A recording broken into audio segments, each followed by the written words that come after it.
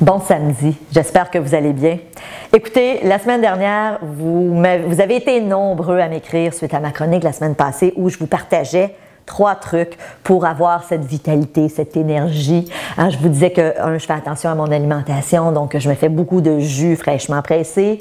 Je vous parlais du sommeil, l'importance d'avoir un sommeil de qualité, mais aussi de quantité. Et je vous ai aussi parlé de l'importance qu'occupe le sport dans ma vie. Et ce que je vous disais, c'est ce que je vous enseigne, vous le savez peut-être, mais est-ce que vous le faites vraiment?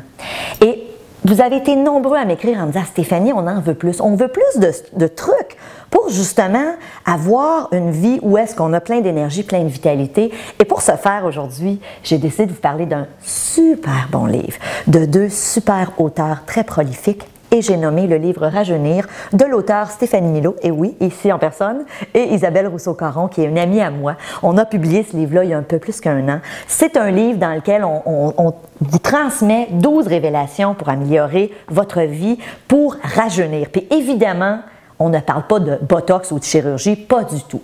Évidemment, on parle, oui, de trucs au niveau de l'alimentation, du sommeil, de l'importance de manger des super aliments, de boire de l'eau, donc vraiment des saines habitudes de vie. Mais au-delà de ça, il ne faut pas oublier une chose, c'est super important de bien manger, de bien dormir, de bouger, c'est clair. Ceci étant dit, il y a d'autres choses aussi qui nous fait vieillir prématurément, et c'est le stress. Et j'en parle beaucoup dans ce livre-là. Vous savez, d'ici 5 ans, on prévoit, c'est pas moi qui ai inventé ça, on prévoit que la première cause de retrait du marché du travail, ça va être pour des burn-out, épuisement professionnel. D'ici 5 ans. Alors, il ne faut pas se mettre la tête dans le sable. On a envie du stress. On est dans une société où il y a du stress. On a de la pression dans les entreprises où on travaille souvent. On a de la pression aussi dans notre vie personnelle. Ce défi de concilier la vie personnelle, la vie professionnelle, pour bien des gens, c'est tout un défi. Et ce que je dis dans le livre, c'est attaquez-vous à votre stress. Décidez une fois pour toutes de dire, je vais m'arrêter, je vais me poser la question, c'est quoi qui me stresse dans ma vie? C'est quoi les éléments qui sont pour moi des sources de stress? Et ce qu'il faut savoir, c'est que le stress, c'est une émotion qui est composée. C'est une émotion qui est composée de peur et d'impuissance. Je vous explique. Très souvent, quand on vit du stress, c'est qu'on a peur de quelque chose. J'ai peur de manquer d'argent. J'ai peur d'être en retard. J'ai peur de ne pas être à la hauteur. J'ai peur de ne pas réussir à mon entrevue. J'ai peur que mes enfants ne réussissent pas. J'ai peur que mon conjoint me quitte. Bref, on a des peurs, et tout le monde on en a, c'est humain. Mais il y a un autre élément dans le stress, c'est que en même temps que j'ai peur, je me sens impuissant. Je me sens impuissant parce que je me dis, s'il fallait que ce que j'ai peur arrive, ce serait la fin du monde. Ce serait une catastrophe. Je ne pourrais pas faire face à la situation. Et c'est ces 2 émotions-là, ensemble, qui font qu'on vit du stress. Alors, à partir d'aujourd'hui, ce que je vous propose, en ce samedi, c'est samedi, c'est le temps de relaxer, mais c'est aussi une occasion de faire une introspection puis de se poser la question, qu'est-ce qui me stresse? Est-ce qu'il y a des choses dans ma vie qui sont anxiogènes pour moi, donc qui sont des occasions de ressentir du stress? Et si oui, posez-vous la question, est-ce que cette peur-là est réelle? Tu sais, j'ai peur de manquer d'argent.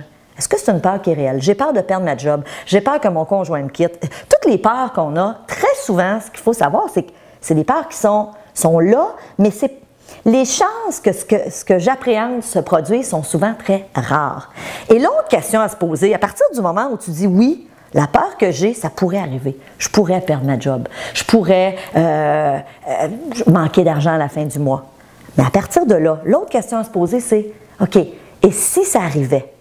Si effectivement j'étais confrontée à cette peur-là, est-ce que c'est vrai que je serais incapable de faire face à la situation? Et je vais vous dire une chose, lorsqu'on se pose cette question-là, on réalise très souvent, ce que ça fait, c'est que ça change notre perspective et on réalise très souvent que, oui, en quelque part, si cette situation-là qui me fait peur, que j'appréhende, si elle arrivait vraiment dans ma vie, j'aurais fort probablement les ressources pour y faire face. J'aurais des gens peut-être autour de moi qui pourraient m'aider. J'aurais cette résilience aussi parce que souvent, moi ce que je dis, c'est que le stress, c'est une appréhension qu'on va avoir par rapport à quelque chose, mais on est souvent plus fort que ce qu'on imagine.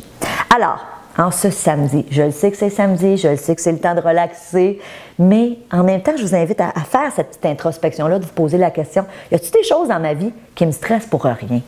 Est-ce que je fais des plats avec rien des fois? Puis tu sais, honnêtement, là, je vous le dis, je le mets le chapeau parce que des fois, ça m'arrive. Mais rapidement, je m'arrête puis je me dis, attends une minute, Stéphanie, si ce que tu appréhendes arrivait là, C'est vrai que tu ne serais pas capable d'y faire face et 99,5% du temps, la réponse c'est « je pourrais faire face à la situation ». Et une autre phrase que j'aime beaucoup et que je me dis souvent, c'est « Stéphanie, arrête, tu traverseras le pont rendu à Rivière ». Tu traverseras le pont rendu à Rivière, ça veut dire quoi? Si la situation arrive un jour, tu y feras face. Alors, j'espère que ces petits conseils sauront vous aider. Si vous voulez d'autres trucs, super bon livre! Rajeunir. Alors, vous pouvez le trouver en librairie. Vous pouvez aussi le commander via notre site web.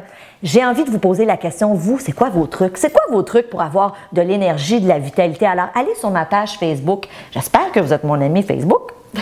Et allez m'écrire en bas de la chronique, c'est quoi vos trucs? Qu'est-ce que vous faites pour avoir cette énergie, cette vitalité? Donc, je vous dis bon samedi. Profitez de la vie! Et on se voit mercredi. Salut!